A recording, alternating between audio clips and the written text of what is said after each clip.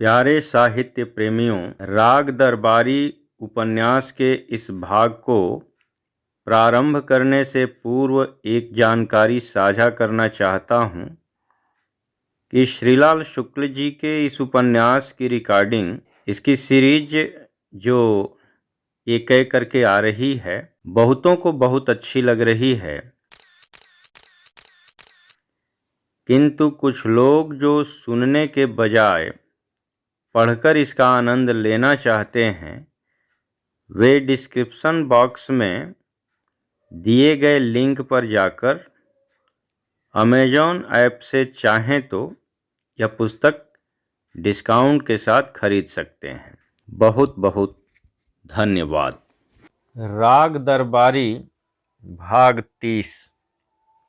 वैद्य जी की बैठक से लगभग 100 गज की दूरी पर एक छोटा सा मैदान था, जिसमें कुछ एक नीम के पेड़ थे, जिनके ऊपर सैकड़ों तोते टें टें किया करते थे और जिनके नीचे सैकड़ों कुत्ते भागदौड़ का खेल खेलते थे। अभी कुछ दिन हुए प्राइमरी स्कूल के एक उत्साही अध्यापक ने वहां कुछ लड़कों को इकट्ठा करके कवायद करना और कबड्डी खिलाना शुरू किया था, और वैद्य जी का ख्याल था कि इसके पीछे राजनीति है, पर चूंकि वह अध्यापक रामाधीन भी कमखेड़वी के गुटका था, इसलिए वैद्य जी ने अपना ख्याल अपनी बैठक में प्रकट करने के बाद वही समाप्त कर दी थी। वहीं सप्ताह में एक बार स्थानीय बाजार लगता था, जिसमें साग सब्जी बिकने आ जाती थी, और कभी कभी अचंभे के बच्चे जैसा गेहूं का एक दुर्लभ बोरा भी फूटकर बिकता हुआ दिख पड़ता था। प्रधान बन जाने के बाद सनीचर ने उस मैदान में एक कोने पर लकड़ी का एक केबिन खड़ा किया और वहां परचून की एक दुकान खोल दी।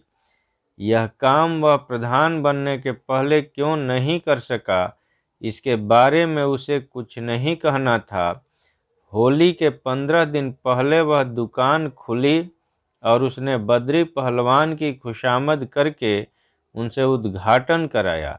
उद्घाटन का समारोह सादा पर शानदार था। छोटे पहलवान अपने एक साथियों के साथ दुकान खुलने के समय मौके पर जाकर लकड़ी की एक टूटी फूटी बेंच पर बैठ गए।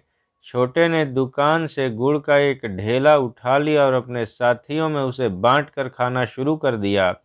बद्री पहलवान चुपचाप जनता के आने का इंतजार करते रहे। जब जनता के नाम पर 10-5 निकम्मे लोग वहां टहलते टहलते आ गए, तो बद्री पहलवान ने एक संक्षिप्त पर सारगर्भित भाषण दिया कि सनीचर का अब दिन रात निठल्ले बैठे रहना ठीक बात नहीं है। दुकान खुल गई है, ये सीधी राह चलेंगे तो कुछ दिनों में आदमी हो जाएंगे। सनीचर ने अपने हिसाब से दुकान को काफ़ी सजा बजा दिया था। लकड़ी की दीवार के एक ओर किसी कमरकस लड्डू का विज्ञापन था, दूसरी ओर एक बड़ा भारी पोस्टर अधिक अन्न उपजाऊ वाला लगा था, जिसका जिक्र पहले ही किया जा चुका है। बाकी जगह में किसी बुढ़िया द्वारा आविष्कृत काजल का और दाद, खांसी, दमा आदि की दवाओं और एक खास किस्म की बैटरी और वनस्पति घी आदि का विज्ञापन था। जिन चीज़ों का विज्ञापन लगा था वे प्रायः दुकान पर न थीं। दुकान पर ज़्यादातर वही चीज़ें थीं जिनका विज्ञापन न था। दुकान पर पान बीड़ी से लेकर आटा, दाल, चावल, गरम मसाला आदि सब कुछ था जो खुलेआम खरीदा और खाया जाता है। यह तो राजनीति का वह पहलू था जो मैनिफेस्टो में लिखा जाता है। इसके बाद वह पहलू आता है जो पार्टी की बैठकों में गुप्त मंत्रणा के रूप में प्रकट होता है और जो सिर्फ विश्वस्त सूत्रों को ही मालूम हो पाता है। उसके भीतर वे चीज़ें आती थीं जो खुले खरीदी तो नहीं जाती थीं, पर खाई जा सकती थीं। इस कोट के माल में बहुत सी अंग्रेजी दवाइयाँ थीं जिनका उद्गम स्थानीय अस्पताल के स्टोर में था। इन्हीं में पाउडर वाले अमेरिकी दूध के डिब्बे थे, जिनका उद्गम स्थानीय प्राइमरी स्कूल में था। इस तरह के पदार्थों में कुछ वे पदार्थ आते थे जो सिर्फ छिपाकर खरीदे जा सकते थे और छिपकर ही इस्तेमाल हो सकते थे। इनमें गांजा, भंग और चरस थी। अफीम के बारे में सनीचर ने कोई उत्सुकता नहीं दिखाई थी, क्योंकि गांव में अफीम का छिपा कारोबार करने का एकाधिकार रामाधीन भीखम खेड़वी को ही था। होली आते आते सनीचर की दुकान को सरकारी मान्यता मिल गई थी। वहाँ शक्कर बिकने लगी थी, जिसके बारे में यह मशहूर था कि वह परमिट पर मिलती है, पर यह मशहूर था कि परमिट कहाँ से मिलता है। होली ही के दिन से वहाँ कच्ची शराब भी बिकने लगी थी, जिसकी सबसे बड़ी विशेषता यह थी कि उसमें पानी नहीं मिला होता था, जबकि सरकारी लाइसेंस वाली दुकान की शराब में यह विशेषता नहीं थी। दुकान के इस टुकड़े का उद्घाटन जोगनाथ ने किया था। शाम को अंधेरा घिरते ही दुकान से आगे पड़ी बेंच पर एक छोटी सी शीशी हाथ में उछालते हुए उसने भी एक संक्षिप्त भाषण दिया था। वाह रे सनीचर, बर्फस दुर्फुम की करफसर है। प्रधान ने इस पर यह व्यवस्था दी थी कि जो लेना हो चुपचाप ले लो और जाकर अपने दरबे में घुस जाओ। दुकान लकड़ी के एक बड़े तख्त पर थी और उसके अंदर सिर्फ सनीचर के ही बैठने की जगह थी। फिर भी हैसियत बढ़ाने के लिए ऊपर लिख दिया गया था, अंदर मत आओ। यह इबारत स्थानीय पोस्ट ऑफिस के दरवाजे पर लटके हुए साइन बोर्ड से उधार ली गई थी। किसी लड़के ने शिवपालगंज में ऐसी अमौलिक बात हो, इसके विरोध में एक संशोधन कर दिया था। संशोधन केवल औपचारिक था। अंदर मत आओ के मत को उसने मूत बना दिया था। इस दुकान को अपने अपने ढंग से सभी के आशीर्वाद मिल चुके थे। बद्री, छोटे, वैद्य जी, प्रिंसिपल साहब सभी आकर उसे आशीर्वाद दे चुके थे। प्रिंसिपल तो एक सुझाव भी दे गए थे कि कुछ जगह निकल आए तो कॉपी किताबें, कागज़, पेंसिल भी बेचना शुरू कर दो। कोऑपरेटिव का नया सुपरवाइजर यह बता गया था कि दुकान की इमारत ठीक से बन जाए तो इसे कोऑपरेटिव स्टोर समझकर चलाया जा सकेगा। सनीचर ने जवाब में कहा था, तुम अभी से इसे कोऑपरेटिव स्टोर क्यों नहीं मान लेते? कोऑपरेटिव की लाखों रुपए की इमारतें बनती हैं, इसी मोहल्ले में कोऑपरेटिव स्टोर की इमारत भी बनवा देना। सुपरवाइजर ने जवाब दिया, स्टोर की इमारत भी क्या, 4 दीवारें उठाकर ऊपर से छत डाल दो, इमारत हो गई। कहो तो कल बन जाए। पर वैद्य जी कह रहे थे कि तुम पंचायत घर बनवा रहे हो, उसी में स्टोर भी निकल आएगा। सनीचर ने प्रधान के रोब में भुनभुनाना शुरू कर दिया। वैद्य महाराज का यही काम गड़बड़ है, किसी को नहीं तो कह नहीं पाते। मुझसे कह रहे हैं, प्रिंसिपल साहब से कह रखा है कि पंचायत घर कॉलेज के पास बन जाएगा और ज़रूरत हुई तो 2-1 दर्जे उसी में बैठ जाएंगे। बद्री पहलवान से कहा कि सनीचरा के वहीं बैठने लेटने का इंतजाम कर दो, तो दिन रात पंचायत ही का काम देखेगा। अब तुम ही कहो, पंचायत घर की इमारत नहीं हुई, कार्तिक की कुतिया हो गई। पहले से ही 1000 लोग उसे घेरने को बैठे हैं। बाजार नहीं लगा और भिखमंगे पहले ही आकर बैठ गए। सुपरवाइजर ने कहा, तो वैद्य जी से ही बात कर लो या मैं ही किए लेता हूँ। बात करने से क्या होगा, उनकी हर बात हमारे लिए हुक्म है। दुकान को लेकर किसी को विरोध हुआ तो रंगनाथ को उद्घाटन के दूसरे ही दिन उसने सनीचर को दुकान पर बैठे देखकर कहा, अच्छा नहीं लगता है, देख जाओ। रंगनाथ बाबू कुछ दिन में अच्छा लगने लगेगा। पहले राजा महाराजा तथा तालुकेदारों का जमाना था, अब देखना दुकानदारी का बोलबाला होगा। इस वक्त भी है। अर्थशास्त्र की इस बहस में बिना पढ़े हुए रंगनाथ ने कहा, मैं तो शहर में जैसा चलन है उसकी बात कर रहा था। तुम यहाँ शिवपालगंज में पड़े पड़े अपने को बड़ा चंट समझते हो, पर हमारे वहाँ तुम्हारे भी चचा रहते हैं। जानते हो, वहाँ का चलन है कि जिसके हाथ में ओहदा हो वह खुद व्यापार नहीं करता। व्यापार करने के लिए भाई भतीजों को लगाने का चलन है। वे मुंह लटकाकर व्यापार करते रहते हैं, राजनीति के चक्कर में अपना समय नहीं खराब करते। जिसके हाथ में ओहदा है वह उनसे अलग रहकर चुपचाप अपना ओहदा संभाले रहता है। चाहे चुंगी का चुनाव हो, चाहे असेंबली का, हर एक के बाद चुनाव की लड़ाई से थके थकाए भाई भतीजे बेचारे एक कोने में बैठकर इसी तरह चुपचाप व्यापार करने लगते हैं। तब भी इन बेचारों के दुश्मन निकल आते हैं।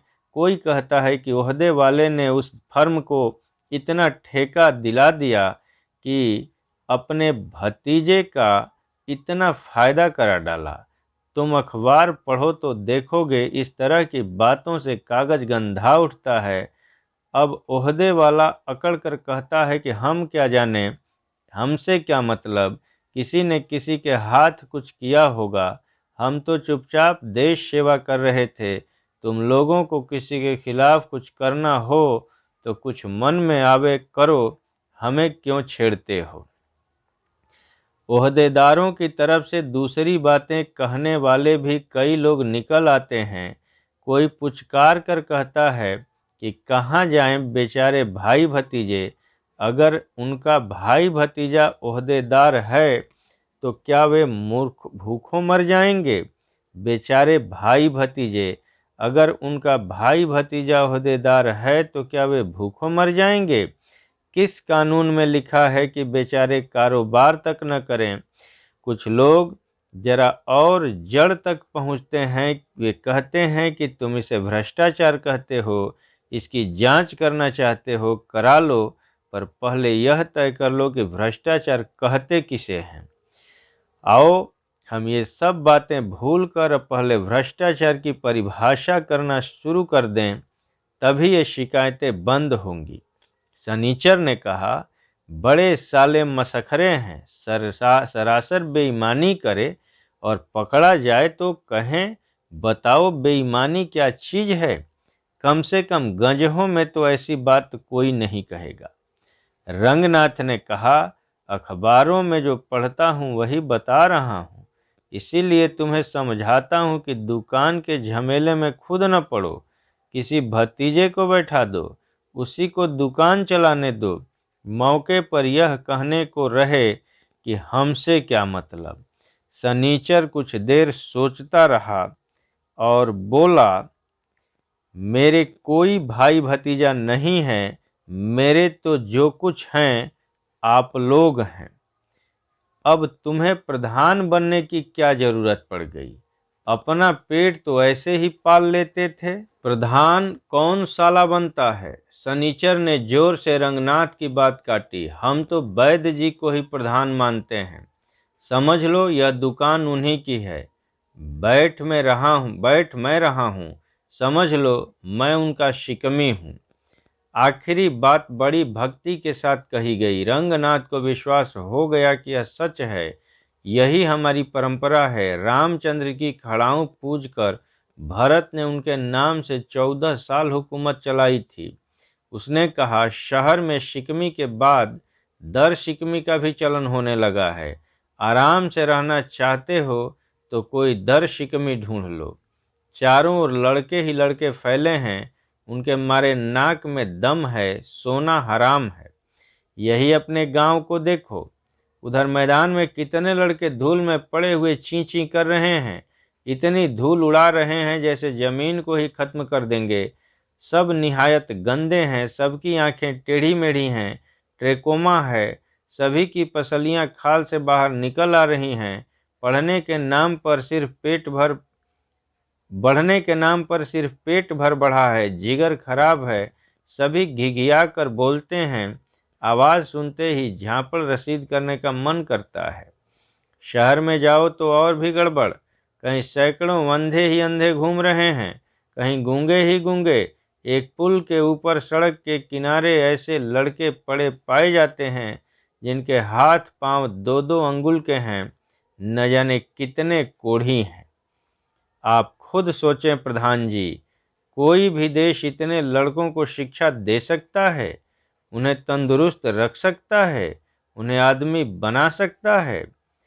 इन्हें ठीक तौर से कब तक रखा जाए, कहाँ तक इनका भला किया जाए? इतने दिन तो किया गया, आप समझते क्या हैं? कुछ कम किया गया है? बहुत बहुत किया गया है, पर फिर बात वहीं की वहीं है। चारों ओर लड़के ही लड़के हैं, कोई क्या कर सकता है? इनके कारण कोई योजना नहीं चल पाती, हर स्कीम असफल हो जाती है। 1 करोड़ की स्कीम बनाओ तो उसे बैठाल देने के लिए अगले साल तक 1.5 करोड़ की फौज खड़ी हो जाती है। तो क्या किया जाए? किया यह जाए कि सोता ही बंद कर दो, न रहे बांस न बजे बांसुरी। लड़कों बच्चों का झंझट ही मिटा डालो। लड़के पैदा भी करना हो तो जितनी ज़रूरत हो उतने पैदा करो। लड़कों की रोकथाम के लिए कई तरकीबें निकली हैं।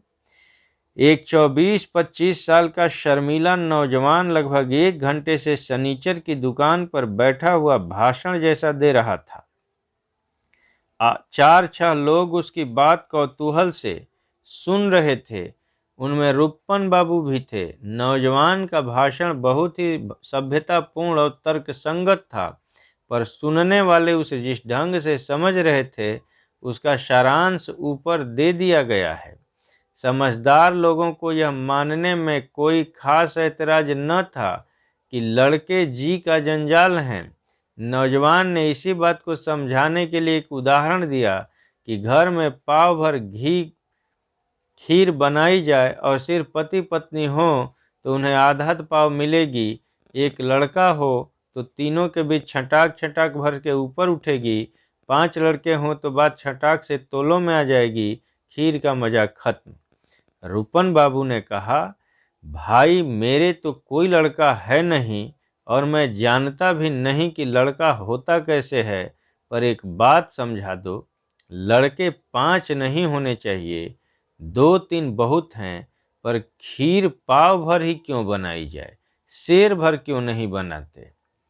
नौजवान रुपन बाबू से बात करते हिचक रहा था।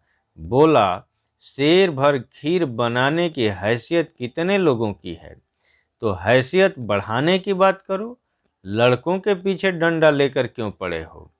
सनीचर ने हाथ उठाकर प्रधान की हैसियत से कहना शुरू किया, आदमी का बधिया करने में कोई हर्ज नहीं, पर मैं बताऊं करना क्या चाहिए। कुछ साल पहले हमारे शिवपालगंज में बंदर ही बंदर हो गए थे। सारी फसल चौपट हुई जा रही थी। बहुत बंदर थे तादाद में, इन लड़कों से भी ज़्यादा। गंजहा लोग सवेरे से गोफना लेकर बाहर निकल जाते और खेतों पर लेहो लेहो लेहो कहते हुए बंदरों को एक घर में पहुंचा दिया, पर फसल नहीं बचती थी। तब हम लोगों ने पच्छाह के से कुछ आदमी बुलाए। वे बंदरों को पकड़ने में उस्ताद थे। कुछ दिन में ही सब बंदर पकड़ लिए गए और यहाँ से हटा दिए गए। तुम भी वही करो, जितने लौंडे मिले पकड़ पकड़ कर सबको बंद करा दो। गोली वोली मारने की ज़रूरत नहीं। सुनते हैं बंदरों को विलायत भेज दिया गया था। लड़कों को भी जहाज में भरकर वहीं भेज दो, वहीं जाकर रहें, खानदान चलाएं। रुपन बाबू दूर खड़े थे। बोले, विलायत भिजवाने में कुछ खर्च भी नहीं है। सुनते हैं कि बाहर से जहाज़ों में गेहूं लाद कर आता है। वही जहाज जब लौटने लगें तो लड़कों को भर ले जाया करें, सारा काम फोकट में हो जाएगा।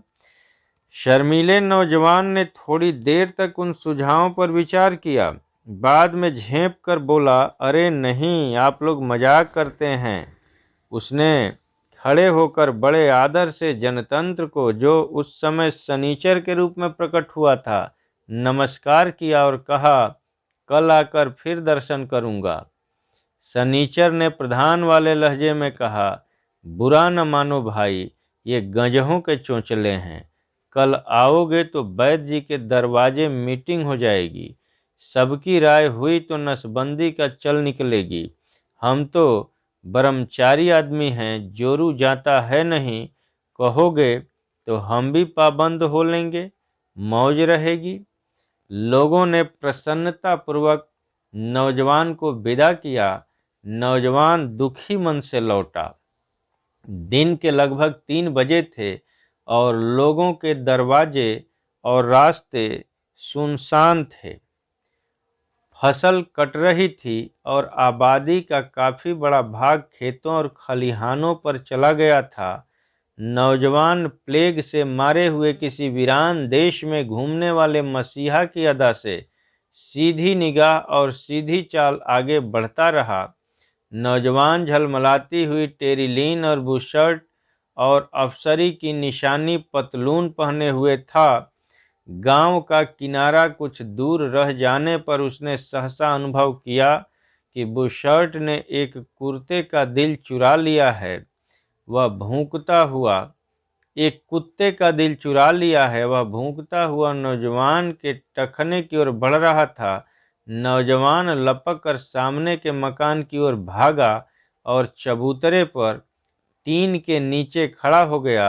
उसने वहीं पास पड़ी हुई अरहर की एक छड़ी उठा ली और अभिमन्यु जैसे टूटे हुए रथ का पहिया लेकर खड़ा हो गया हो, वह कुत्तों के चक्रव्यूह का सामना करने के लिए तैयार हो गया।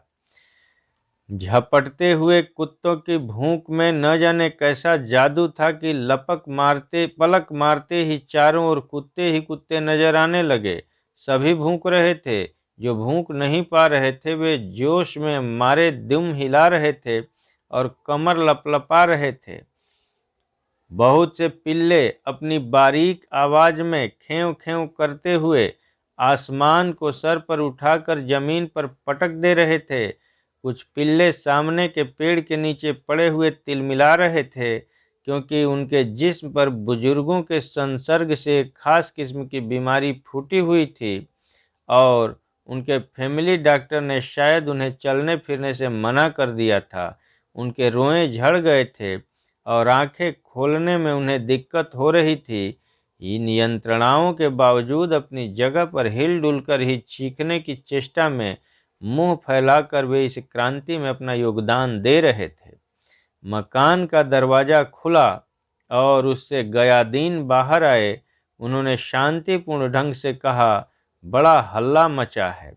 इसके बाद अपने दरवाजे पर एक शहरी आदमी को अरहर की दुबली पतली छड़ी हिलाते देखकर उन्होंने कुत्तों को डपटा। पास के मकान से एक उत्साही लड़के ने निकलकर कुत्तों पर दौड़ दौड़कर ढेले फेंकने शुरू किए। दुश्मन के पांव उखड़ गए। कुत्ते तितर बितर होने लगे। उनके भौंकने की आवाज़ें छिटपुट गूंजती रही।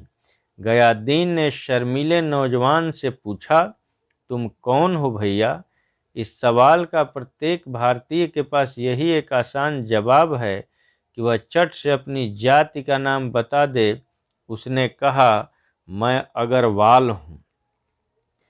दीवार के सहारे खड़ी की गई एक चारपाई को नीचे गिराते हुए गयादीन ने कहा, बैठो भैया, काम क्या करते हो? नौजवान ने चारपाई पर बैठकर मुंह का पसीना पोंछा, जो गर्मी का नहीं कुत्तों की भूख का परिणाम था। जवाब दिया, नौकरी में हूँ। गयादीन ने लड़के के मुंह को गौर से देखा। उस पर झेंप के निशान थे, पर कुल मिलाकर वह सुंदर था। उन्होंने कहा, यहाँ कैसे आए थे? जवाब में लड़के ने रुक रुक कर देश में आए दिन पैदा होने वाले लड़कों के बारे में बोलना शुरू किया। कुछ देर बाद गयादीन को आभास मिल गया कि दूसरे लोग लगातार बच्चे पैदा कर रहे हैं और इस नौजवान का व्यवसाय है कि वह उन्हें करने से रोके। उन्होंने नौजवान की तनख्वाह के बारे में एक सवाल किया और फिर इस ताज्जुब में चुप होकर बैठ गए कि बच्चों की रोकथाम पर सिर्फ भाषण देकर कोई अपना पेट पाल सकता है। सहसा उन्होंने पूछा, तुम्हारे कितने बच्चे हैं? एक भी नहीं, मेरी शादी नहीं हुई है। गयादीन ने अब दिलचस्पी के साथ उस नौजवान को नीचे से ऊपर तक देखा। एक बार फिर उन्होंने पूछा, तुम वैश्य अग्रवाल अग्रवाले हो? उसने सिर हिलाकर इस सम्मान सूचक विचार की पुष्टि की। तब गयादीन चारपाई पर धीरे से हुमस कर उसके पास खिसक आए। उन्होंने नौजवान से उसके घर का पता पूछा, जो कि पास के शहर में ही था। फिर उन्होंने उसके बाप का नाम पूछा, जो एक जाने पहचाने हुए व्यापारी निकले। फिर उनका हालचाल पूछा और उन्हें मालूम हुआ कि बहुत से छोटे व्यापारियों की तरह वे भी एक छोटे मोटे नेता हो गए हैं, जिसका प्रमाण यह है कि उनके लड़के को नौकरी करने के लिए उनके घर से बहुत दूर न भेजकर 15 मील के फासले पर ही तैनात किया गया है। फिर उसके भाइयों और बहनों का हाल पूछा तो पता चला कि बहन की शादी एक अमीर सेठ से हुई है और नौजवान का बहनोई कलकत्ते का रईस है और उसका छोटा भाई अपने बहनोई के साथ लगकर कारोबार कर रहा है। फिर कुछ और पूछताछ करने पर पता चला कि उस अमीर सेठ की यह तीसरी शादी है। फिर जब गयादीन ने घुमा फिरा कर उसे पूछा कि उसे भी शादी करनी है या नहीं, तो उसने कहा कि पिताजी की आज्ञा है कि इसी साल करनी है। गयादीन ने अंत में नौजवान से कहा, तुम भैया पढ़े लिखे आदमी हो, तुम तो सिर्फ बीए एमए लड़की को छोड़कर कहीं और ब्याह करोगे ही नहीं। इस बार उस नौजवान ने देश के औसत नौजवानों की तरह जो प्रेम अपने साथ पढ़ने वाली लड़कियों से और ब्याह अपने बाप के द्वारा दहेज की सीढ़ी से उतार कर लाई गई लड़कियों से करता है, कहा, मैं कुछ नहीं जानता, पिताजी जैसा हुक्म देंगे करूँगा। यह सुनकर इसके पहले कि नौजवान चारपाई से उठ खड़ा हो, गयादीन ने कहा, तुम तो बिरादरी के हो, घर पर आ गए हो तो शरबत पीकर जाओ। शरबत नहीं तो दूध पियो। अच्छा, दूध भी अच्छा नहीं लगता तो चाय पियो। कहकर उन्होंने बेला को आवाज़ दी। सनीचर जिस मेड़ पर बैठा था उसके एक ओर एक खेत था जिसकी फसल कट चुकी थी और जिसमें नहर का पानी लगा था। दूसरी ओर के खेत में गेहूं की सूखी फसल खड़ी थी, पर उसे चिड़ियों से कोई खतरा नहीं था, क्योंकि खेत में गेहूं के पौधे थे पर पौधों में बालियां न थीं। किसान ने यह खेत एक प्रगतिशील आदमी की सलाह से बोया था, इसलिए गेहूं के पौधे बराबर के फासले पर बिल्कुल सीधी लाइन में उगे थे। फसल उगाने पर उस खेत का बड़ा सम्मान हुआ और उसे प्रगतिशील खेती का नमूना कहकर उन अफसरों के निरीक्षण के लिए पेश किया गया जो जमीन पर पैर रखना ही नहीं, मेड़ों पर चलना जानते थे। खेत में फसल जब एक एक बालिश्त उग आई तो पूरा दृश्य बड़ा मनोरम और काव्यपूर्ण हो गया। मुआयना करने वाले अफसरों को उसने मार गिराया। 2-3 महीने तक वे यहाँ नियमित रूप से आते रहे और चिड़ियों की तरह कतार बांधकर कतार में लगे हुए गेहूं को देखते रहे। पर चूंकि गेहूं की कतार देखी जा सकती है और बीज के गुण दोष और खाद की मात्रा और पानी का प्रबंध यह सब पहली निगाह में नहीं देखा जा सकता, इसलिए किसान और उसके सलाहकार और निरीक्षण करने वाले हाकिम इन बातों के बारे में हमेशा चुप रहे। पकने के समय तक खेत में महत्व की एक मात्र चीज पौधों की कतार भर रह गई थी। खाद, बीज और पानी का कहीं जिक्र ही नहीं हुआ था। इसलिए खेती की यह प्रगतिशीलता आँख को 2 महीने सुख देकर किसान के लिए शर्म और जगहंसाई का कारण बन चुकी थी। अब मुआयना करने वाले अफसर लोग भी नहीं आते थे। वे दूसरे प्रकार की कतारों का मुआयना करने के लिए शायद दूसरी ओर निकल गए थे। गेहूं की फसल जो बैलों ने इतने परिश्रम से पैदा की थी, बैलों को ही अर्पित हो जाने वाली थी। किसान इस समय सनीचर को अपनी प्रगतिशीलता का इतिहास बताकर अपने सलाहकार को गाली ही देने वाला था कि वह रुक गया। शनिचर पहले ही गाली देने लगा था। गाली देते देते उसकी जबान से कुछ देर में तुक की बातें निकलने लगी। उसने कहा, जमाना खराब है, तुम्हें बहका कर खेत चौपट कर डाला। तुम्हें क्या कहें, तुम तो थे पोंगा, चरके में आ गए। हम होते तो कहते कि बेटा हम 20 लड़कों के बाप हैं, हम ही को बताने चले हो कि औरत क्या चीज होती है। तुम 7 पीढ़ी से खेती कर रहे हो और ये लौंडे तुम्ही को खेती की तरकीब सिखा रहे हैं। जिसे देखो पाँव के नीचे साइकिल दबा लेता है और किर्र किर्र करता हुआ यहाँ पहुँच जाता है। चले हैं खेती किसानी सिखाने, समझते हैं कि यह काम भी वैसा ही है जैसे गालियाँ और गालियाँ। उन्नतिशील खेती के समर्थकों को जैसे वह गाली देता जाता था, उसे उसमें मजा आता जा रहा था। 10-5 मिनट उसने इस बौद्धिक पद्धति से अपना मनोरंजन किया और उस किसान के दुख को हल्का कर दिया। बाद में स्वाभाविक आवाज में उसने पूछा, सिंचाई कब की थी? किसान ने कतरा कर जवाब दिया, सिंचाई किसने की थी? पूस में बौछार तो पड़ ही गई थी। शनिचर की आवाज कड़ी हो गई। तुम भी बस क्या कहें, पोंगा के पोंगा ही रहे। उस चिड़ैया मूतन बौछार से सहारे तुमने खेत ही ऐसे पड़ा रहने दिया। किसान ने कहा, पानी तो बड़े झर्राटे से गिरा था, तो अब क्यों चिचिया रहे हो? झर्राटे से गेहूं भो अरोर डालो। कुछ रुक कर शनिचर ने फिर पूछा, खाद डाली थी कि नहीं? नमक वाली खाद डाली, राख वाली खाद डाली। इतने इतने खेत हैं, कहाँ कहाँ डालते फिरें। शनिचर ने बिगड़ कर कहा, तब किसी को क्या कहा जाए, जैसे वे पोंगा वैसे तुम पोंगा। लाइन शिवपालगंज में जनता को पढ़ाया गया था, लाइन प्रगति का नाम है, यही तरक्की है। हर काम लाइन से करो, लाइन से पेड़ लगाओ और इन्हें लाइन से सूख जाने दो।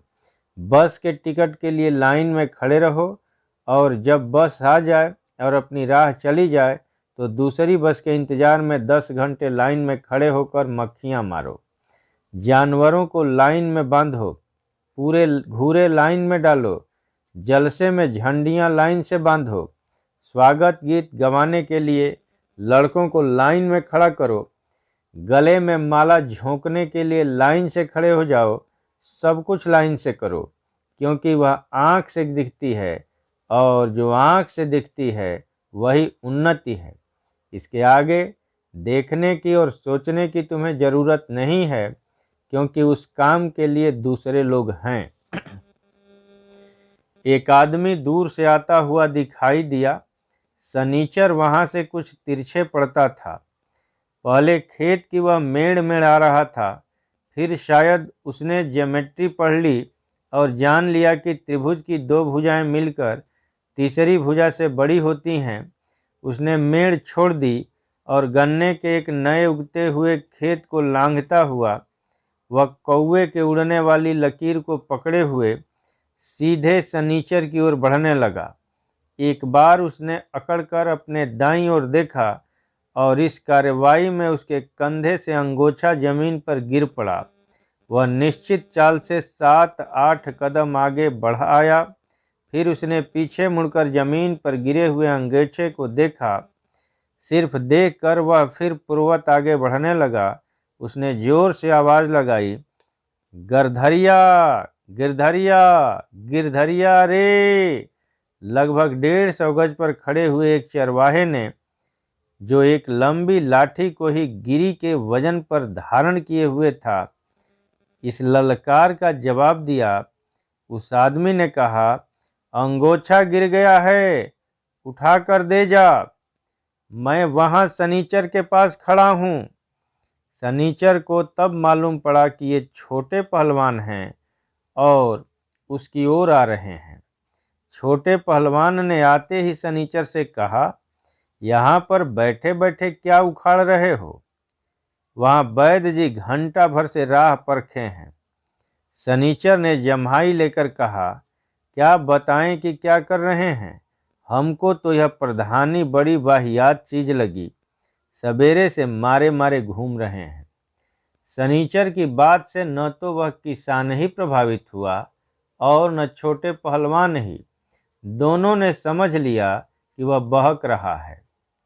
जिस तरह कई नौकरी पेशा लोगों की आदत बिना प्रभाव की चिंता किए अपनी ईमानदारी के किस्से सुनाते रहने की पड़ जाती है, सनीचर भी प्रधान की परेशानियों के बारे में बोलता चला गया। छोटे पहलवान ने अचानक उसे टोक कर कहा, चलो, इतनी रंगबाजी बहुत है, अब सीधे वैद्य जी के दरवाजे जाकर अपना नाटक दिखाओ। सनीचर कुछ हिचक के साथ बोला, हम तो यहाँ अपने खेत में नहर का पानी लगाए बैठे थे, ईख बोनी है, कुछ रुक कर जाने वाले थे। खेत वैद्य जी का था, जिसे इस साल उन्होंने सनीचर को बो लेने की इजाज़त दे दी थी। छोटे ने सिर उठाकर कुछ दूर देखने की कोशिश की, बोले, नहर के पानी का आज तुम्हारा नंबर तो था नहीं, कल रात को चुरैया के खेत में लगा था। सनीचर ने कहा, पहलवान, प्रधान बनाकर हम ही पर नंबर लगाओगे? कम से कम इतना तो रहने दो कि जब जरूरत पड़े अपना खेत तो सींच लें। फिर इत्मीनान से भविष्यवाणी की, सिंचवा देंगे, चुरैया का खेत भी सिंचवा देंगे, एक ही दिन में कौन मरा जाता है। छोटे पहलवान खेत की मेड़ पर बैठ गए। उनके बैठने के ढंग से ही प्रकट था कि वे कुछ देर बैठेंगे। सनीचर की पीठ को हाथ से ठेलते हुए उन्होंने कुछ ऐसा किया कि वह भड़बड़ा कर खड़ा हो गया। छोटे ने कहा, अब सीधे दुल्की चाल में वैद्य जी के घर तक चले जाओ और नहर का पानी लेना हो तो चुरैया के खेत का नंबर काट कर न लो। असल बाप की औलाद हो तो किसी दिन रामाधीन के खेत से पानी काटना। सनीचर ने चलते चलते कहा, वह भी होगा, जरा दिन बीतने दो, तब देखना क्या होता है। होगा क्या, घंटा? रामाधीन तो एक सिंचाई कर भी चुका है। पहलवान ने अनादर से कहा, अरे सनीचर, बहुत न हाँको, यहाँ चुनाव की मार नहीं, लठ की मार की जरूरत है। तुम्हारे उखाड़े एक मूली तक न उखड़ेगी। हमें एक दिन के लिए प्रधान बना दो, तब देखो, साले दुश्मन का निकलना बैठना तक न बंद कर दें तो कहना। मगर तुम तो ससुरे गांधी महात्मा बने हो। रामाधीन ने हंसकर नमस्कार करते हो। नमस्कार करना न जाने कहाँ से सीख आए हो। अपने बाप से बोलते हुए हवा खिसकती है और पानी चुरैया के खेत से काटते हो। सनीचर को उस किसान के सामने ये घरेलू बातें सुनने में अड़चन हो रही थी, जैसे कोई प्राइम मिनिस्टर पार्टी प्रेसिडेंट की डांट खाकर एकदम से प्रेस कॉन्फ्रेंस में पहुंच रहा हो। कुछ उसी पोज से उसने अपने चेहरे को निर्विकार बनाने की कोशिश की। उसके बाद अंडरवियर के दोनों भागों पर अपने हाथ समानांतर ढंग से घिसता हुआ वह दुल्की से भी आगे सरपट चाल गांव की ओर वापस लौट गया।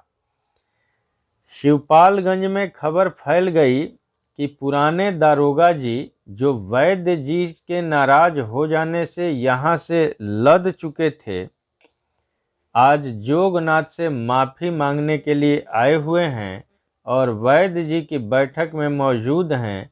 मगर काफ़ी हद तक खबर यह सही थी। वे इस समय वैद्य जी की बैठक में थे। टेरिलिन की बुशर्ट, सुनहरा चश्मा, उमेठी हुई मूछें। इस समय वे किसी ऐसे ताल्लुकेदार जैसे दिख रहे थे जो बहुत ही बेसहारा नौजवान लड़कियों की हमदर्दी में अपना इलाका छोड़कर शहर में रहने चला आया हो। उनका डील डौल काफ़ी रौबीला और गौरवपूर्ण था, पर आँखों में रसिकता थी और लगता था कि जरा सा प्रोत्साहन मिलते ही वे उर्दू का कोई आशिकाना शेर छेड़ बैठेंगे। रूपन बाबू आजकल प्रिंसिपल के खुले विरोधी हो गए थे और प्रायः खन्ना मास्टर के घर पर बैठे रहते थे। रंगनाथ हर तीसरे दिन शहर वापस लौटने की बात करने लगा था और कभी कभी वह भी खन्ना मास्टर के यहाँ पहुँच जाता था। बद्री पहलवान 3 दिन पहले आसपास के जिलों का चक्कर लगाने के लिए चले गए थे, क्योंकि उनके 2-3 चेले अपने भोलेपन के कारण राहजनी और डकैती के मामलों में गिरफ्तार हो गए थे। इस समय वैद्य जी की बैठक पर वैद्य जी, दारोगा जी, जोगनाथ और छोटे पहलवान के बाप कुशहर प्रसाद भर मौजूद थे। इस थाने से तबादला हो जाने के बाद दारोगा जी को कई तकलीफें हुई। एक तो यह कि उनकी जगह यहाँ जो थानेदार आया वह अब तक सब चौपट था, पर कोई बात नहीं, सब ठीक हुआ जाता है के सिद्धांत का अनुयायी था। इसलिए पुराने दारोगा जी पर इसी थाने के कई मामलों को लेकर जांच चल निकली थी। जांच का चलना एक कष्टकर घटना है, बिना अनिस्थीसिया के ऑपरेशन की तरह, चाहे उसका अंत काफ़ी हाउस की बहसों की तरह बिना किसी नतीजे के ही होना हो। इस समय विभाग की ओर से दारोगा जी की अच्छी रगड़ंत हो रही थी। दूसरी तकलीफ गाय को लेकर थी। शहर में पहुंचने पर पता चला कि उनके भाई मिलिट्री फार्म पर काम तो जरूर करते हैं और गाय को वहां रखकर फोकट के चारे की व्यवस्था भी करा सकते हैं, पर इस समय उनके यहाँ भ्रष्टाचार निरोध का अभियान चल रहा है और उनकी हिम्मत नहीं है कि वे गौ माता की सेवा का भार उठा सकें। गली के मकान में रहते हुए दारोगा जी को रोज सोचना पड़ता था कि गाय के साथ कैसा सलूक किया जाए। तीसरी मुसीबत जोगनाथ के दावे ने पैदा कर दी थी। उसने उन पर सिविल जज की अदालत में 8,000 रुपये जुर्माने का हर्जाने का दावा किया था और बाद के अंतिम शब्द कुछ इस प्रकार थे कि प्रतिवादी ने वादी पर चोरी का झूठा जुर्म लगाकर उसे हानि पहुंचाने की नीयत से उस पर झूठा मुकदमा चलाया। उसे लगभग 2 महीने हवालात में रखा गया, जिससे उसके पूरे समाज में बेइज्जती हुई और उसके व्यवसाय को बड़ा धक्का लगा। इस सब का हर्जाना कई लाख रुपए होते हैं, पर प्रतिवादी की हैसियत उतना हर्जाना देने की नहीं है, इसलिए उस पर केवल प्रतीक के रूप में 8,000 रुपये हर्जाना का दावा दायर किया जाता है। दारोगा जी की हैसियत को गिराकर उसे जिस नुक्ते पर जोगनाथ ने फिट किया था, उससे उन्हें कोई उलझन न थी। उलझन का कारण पूरे मामले में जनता की दिलचस्पी थी। उस शहर में लगभग आधे दर्जन हिंदी और उर्दू के चीथड़े निकलते थे, जिन्हें वहाँ साप्ताहिक पत्र कहा जाता था। चीथड़े उड़ाने वाले कुछ अर्धशिक्षित लोग थे जो अपने को पत्रकार कहते थे और जिनको पत्रकार लोग शोहदा कहते थे। इन चीथड़ों में प्रायः अदालतों की नोटिसों और सड़क की घटनाओं का वृतांत छपा करता था।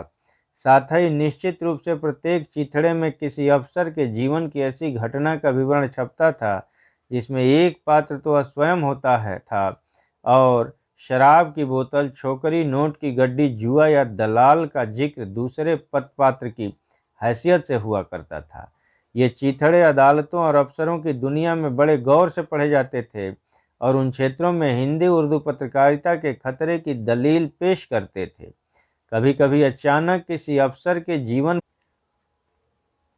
जिससे पता चलता था कि संपादक ने अमुक तिथि के चिथड़े में छपी हुई घटना की स्वयं जांच की है और पाया है कि उसमें कोई सत्य नहीं है और उन्हें उस समाचार के छपने का खेद है और अपने विशेष संवाददाता पर, जिसे अब नौकरी से निकालकर मूंगफली बेचने के लिए मजबूर कर दिया गया है, रोष है। जिस अफसर के पक्ष में यह इस तरह का खंडन छपता था, वह अपने साथियों से मुस्कुराकर कहता था, देखा, और उसके साथी उसकी पीठ पीछे कहते थे कि संपादक जी इसे भी दुहे बिना माने नहीं। और इस तरह से साहित्य और शासन का संपर्क दिन पर दिन गाढ़ा होता जाता था। इन चीथड़ों की सामाजिक, राजनीतिक, सांस्कृतिक दृष्टि से यही उपयोगिता थी। तो इसी तरह के एक चीथड़े ने दारोगा जी के खिलाफ जोगनाथ के दावे की खबर घसीट कर अपने मुखपृष्ठ पर उछाल दी और खबर को कोई बासी न कहे, इस उद्देश्य से उसमें कुछ दिलचस्प तब्दीलियां करके दूसरे चीथड़ों ने उसे कई बार कई ढंग से छापा। शहर में आने के साथ ही दारोगा जी एक मशहूर आदमी हो गए। अभी मुकदमे की पहली पेशी भी नहीं पड़ी थी, पर उन्होंने देखा कि पत्रकारों के साथ ही उन्होंने महकमे वालों की दिलचस्पी उनसे बढ़ गई थी। वे अपने क्लब में जाते तो उनके साथी उन्हें व्याख्यान देते जिनका निष्कर्ष यह था कि जमाना खराब है, टके के आदमी भी तीसमार खा हो गए हैं, अब नौकरी करने का वक्त नहीं रहा और तुम तो बड़े समझदार आदमी थे, इस झमेले में कैसे फंस गए। उन्हें साथियों से इतनी हमदर्दी मिलती कि उनका रास्ता चलना मुश्किल हो गया और जब सभी कोरस बांधकर कहने लगे कि घबराने की कोई बात नहीं, हम सब मिलकर सुप्रीम कोर्ट तक लड़ेंगे और देखो शास्त्रों में लिखा है कि सत्य की ही जीत होती है, तो दारोगा जी का दिल डूबने लगा। एक दिन उनके एक बुजुर्ग शुभचिंतक ने उन्हें राय दी कि तुम भी अजीब आदमी हो, यह मुकदमे का पुछल्ला लगाए हुए इधर उधर घूमते रहते हो, जाकर किसी हिकमत से इसे दफन क्यों नहीं करते। इसके बाद वे वैद्य जी की शरण में आए। वे लोग चुपचाप बैठे थे, जो बात होनी थी वह शायद हो चुकी थी। दारोगा जी अपने मनोहारी रूप में थे ही खामोशी तोड़ने के लिए कुशहर प्रसाद से बोल बैठे, क्यों जी, तुम्हारा और छोटे का झगड़ा अब भी होता है। कुशहर प्रसाद ने कहा, नहीं दारोगा साहब, अब देह शिथिल पड़ रही है, वह पहले वाली बात नहीं रही। तो क्या लड़के की मार चुपचाप झेल जाते हो? बताया तो आपसे, अब वह बात नहीं रही। कुशहर प्रसाद ने वैद्य जी से कहना शुरू किया, आपको तो मालूम ही है, होली के पहले उसने कुछ तू तड़ाक वाली बात की, उस पर मैंने उसे एक छड़ी मार दी। उसने क्या किया कि मुझे उठाकर आंगन में फेंकने के लिए झूला जैसा झुलाया, पर न जाने क्या सोचकर मुझे वहीं छोड़ दिया। मैं लद्द से चारपाई पर चुप पड़ा। दोपहर को उसने मुझसे कहा कि देखो, अब तुम्हारी देह कमजोर हो गई है, पहले वाली बात नहीं रही। मैंने तुम्हें पटकने के लिए उठाया तो तुम पुआल जैसे उठे चले आए, तभी मैंने तुम्हें आंगन में नहीं फेंका। उस दिन से यह हुआ कि अब एक दूसरे के मुंह न लगा जाए। छोटू कहता है कि मरना हो तो अपनी मौत मरो, हमारे भरोसे न रहो, न हम तुम्हारे जीने में हैं न तुम्हारे मरने में। वैद्य जी पूरी घटना सुनकर बोले, मेरे सामने उस पापी का नाम तक न लेना, नीच अपने पिता ही पर हाथ उठाता है। कुशहर प्रसाद ने एक बुजुर्ग जैसे दूसरे बुजुर्ग से बात करता है बिना हिचक के कहा, धन्य हो महाराज, इतनी देर तक उसका किस्सा सुनते रहे तब न बोले, जब पूरा हालचाल जान लिया तो कहते हो कि छोटू का नाम तक न लेना। धन्य हो, पूरे नेता हो। वैद्य जी इस तरह हंसे कि दारोगा जी जान गए कुशहर उनका अपमान उनकी इजाजत से ही कर रहे हैं। हंसते हंसते उन्होंने जोगनाथ की तरफ देखा। जोगनाथ ने देख लिया, उनकी मूछें तो हंस रही हैं पर आंखें नहीं। जोगनाथ ने खंखार कर कुशहर से कहा, ए पंडित कुशहर प्रसाद, छोटू ने तुमको जुतियाना छोड़ दिया है तो उससे बिल्कुल ही बेलगाम न बन जाओ। वैद्य जी से तो ठीक से बात करो, इसी तरह टेढ़ी मेढ़ी बात करते घूमे तो कभी शेर पर सवा शेर वाला मिल जाएगा। वैद्य जी फिर उसी तरह हंसे, जिसे प्रकट हुआ कि कुशहर का अपमान भी उनकी इजाजत से हो रहा है। कुशहर प्रसाद ने सिर्फ इतना ही कहा कि जेहल से बहुत कुछ सीख आए हो, पर उनकी उम्र वालों को खाओ खेलो, हमारी वैद्य जी की बात है, इसमें तुम क्यों टिल्ल टिल्ल लगाए हो। अचानक दारोगा जी ने कहा, वैद्य जी, मेरी बस का टाइम हो रहा है, तो जैसे बताइए वैसे करूं। वैद्य जी उनकी बात पर छूटते ही बोले, आप प्रतिवादी हैं, जोगनाथ वादी है। इस समय आप लोग एक दूसरे के समक्ष हैं, स्वयं बात करके मामला सुलझा लें। नवयुवकों की बातों में मैं क्या कह सकता हूँ। जोगनाथ ने कहा, महाराज, ये कोई मेरा अपना मामला तो है नहीं, शिवपालगंज की इज्जत का मामला है, इसीलिए गांव सभा अपनी तरफ से मुकदमे का खर्च कर रही है। सुलह भी गांव सभा के ही प्रस्ताव पर होगी। मैं तो दारोगा जी से तब भी छोटा था, अब भी छोटा हूँ। हाकिम हाकिम ही रहेगा, पर मुझे कुछ नहीं कहना है, आप जो कह देंगे वही होगा। दारोगा जी को लग रहा था कि शाम को पारचुलाका की तरह उनकी मूछें मुरझाकर नीचे झुकी जा रही हैं, पर मोम लगाकर मूछें उमेटने से यही फायदा होता है कि वे भावुकता के कारण नीची ऊंची नहीं होती। उन्होंने कुछ भी नहीं कहा। वैद्य जी जोगनाथ से बोले, तो गांव सभा पर ही छोड़ दो, सनीचर से बात कर लो। इतने बड़े हाकिम शहर से यहाँ तक दौड़े आए हैं, मामला खत्म करा दो। दारोगा जी के मत्थे पर झुर्रियाँ उभर आईं। बोले, सनीचर, यह कौन है? आप न जानते होंगे, उनका नाम मंगल प्रसाद है, हमारे प्रधान हैं। उधर वह उनकी दुकान है, आप वहीं जाकर बात कर लें। वैद्य जी आदर से बोले। कुशहर ने कहा, कल के जोगी चूतड़ पर जटा, सनीचर को देखो। देखते देखते मंगल प्रसाद बन गए। धन्य हो गुरु महाराज, सुलह करानी हो तो सनीचरा को यहीं बुला लो। वैद्य जी ने गंभीरता से कहा, पद की मर्यादा रखनी चाहिए। प्रधानमंत्री बनाने के बाद गांधी जी नेहरू जी का कितना सम्मान करते थे। पारस्परिक संबंध की बात दूसरी है, किंतु लोक व्यवहार में पद की मर्यादा रखनी पड़ती है। दारोगा जी की हिम्मत बढ़ाते हुए उन्होंने दोहराया, वहीं दुकान पर जाइए, प्रधान जी आ गए होंगे। सनीचर अपनी दुकान के केबिन में बैठा हुआ दारोगा जी और जोगनाथ की प्रतीक्षा कर रहा था। खेत से वापस आते ही उसे गंजही पद्धत से मालूम हो गया था कि जोगनाथ के दावे पर दारोगा जी की हवा खिसक गई है। वे लुलुहाए हुए सुलह के लिए आए हैं।